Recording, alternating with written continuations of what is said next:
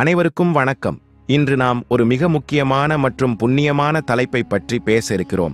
நமது கலாச்சாரத்திலும் ஆன்மீகத்திலும் பசுமாட்டிற்கு ஒரு தனிச்சிறப்பு உண்டு. பசுவை கோமாதா என்று போற்றி வணங்குகிறோம். அப்பேற்பட்ட பசுமாட்டிற்கு உணவு கொடுப்பதன் மூலம் நாம் என்னென்ன புண்ணியங்களை பெறுகிறோம் என்று இந்த வீடியோவில் விரிவாக பார்ப்போம். வாருங்கள். நமது பாரத தேசத்தில் பசுமாடு வெறும் ஒரு விலங்கு அல்ல, அது தெய்வீகத்தின் கருணையின் வளமையின் அடையாளம். ஒவ்வொரு இந்துவின் வீட்டிலும் பசுமாடு ஒரு குடும்ப உறுப்பினராகவே பார்க்கப்படுகிறது. கோமாதாவிற்கு உணவு அளிப்பது என்பது வெறும் பசி போக்கும் செயல் மட்டுமல்ல, அது ஒரு மகத்தான புண்ணிய காரியம். நமது வேதங்களும் புராணங்களும் பசுவின் மகத்துவத்தை பல இடங்களில் எடுத்துரைக்கின்றன.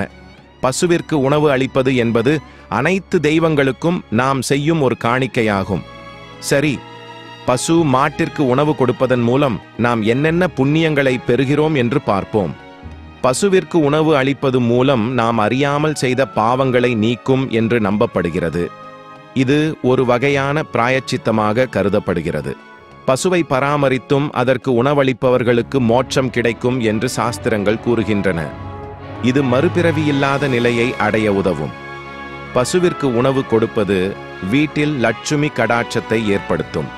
செல்வம் பெருகும், வறுமை நீங்கும் என்பது உண்மை. நோய்கள் நீங்கும். பசுவின் கோமியம், சாணம் போன்ற பொருட்கள் மருத்துவ குணங்கள் கொண்டவை. அது மட்டுமல்லாமல் பசுவிற்கு உணவு கொடுத்துவிட்டு மனதார கிருஷ்ண பரமாத்மாவிடம் வேண்டிக் கொண்டால் உங்கள் உடம்பில் ஏதேனும் நோய் இருந்தாலும் அது குணமாக தொடங்கும். அதற்கான வழிகள் கிடைக்கும்.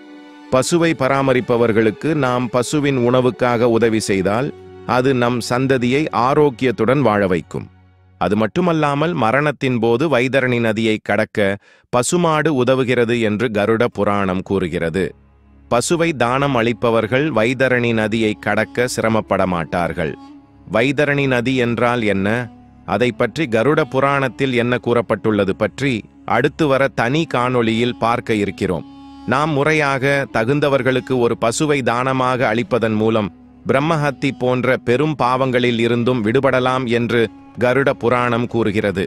கன்றை ஈனும் சமயத்தில் ஒரு பசுவை கோவிலுக்கு தானமாக கொடுப்பவர்களுக்கு வைகுண்ட வாசம் நிச்சயம் என்று குறிப்பிடப்படுகிறது.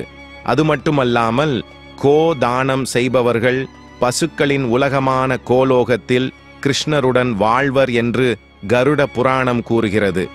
மொத்தத்தில் சித்தர்களும் மகான்களும் கருட புராணமும் பசுவை வெறும் ஒரு விலங்காக பார்க்காமல் தெய்வீக சக்தியின் அம்சமாகவும் புண்ணியங்களை அள்ளித்தரும் தாயாகவும் போற்றுகின்றன. பசுவிற்கு உணவளிப்பதும் அதை பராமரிப்பது என்பது பலவிதமான பாவங்களை நீக்கி சகல ஐஸ்வர்யங்களையும் முக்தியையும் பெற்றுத்தரும் ஒரு மகத்தான புண்ணிய செயல் என்பதே அனைவரின் சாலச்சிறந்த கூற்றாகும்.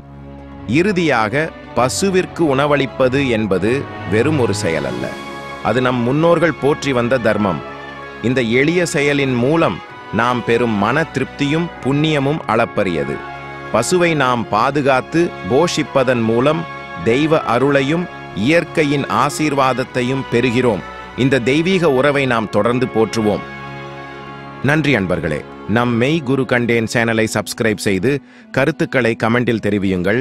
மேலும் பல ஆன்மீக மற்றும் மெய்ஞான விஷயங்களை தெரிந்து கொள்ள எங்களுடன் இணைந்திருங்கள். மீண்டும் சந்திப்போம்.